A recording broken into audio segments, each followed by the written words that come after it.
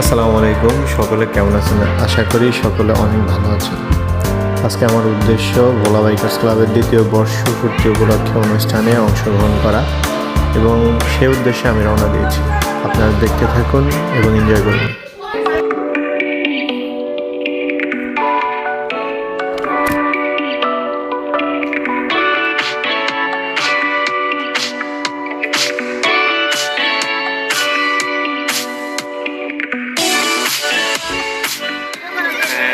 আপনারা দেখছেন এখানে সবাই ভোলা বাইকার্স ক্লাবের সদস্য।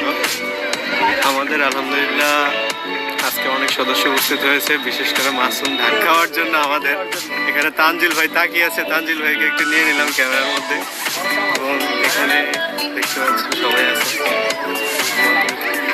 আলহামদুলিল্লাহ আমাদের অনেক সদস্য। আজকে সর্বোচ্চ পোস্টদাতা বিজয় বাপ্পি আছে, আর টিভিএস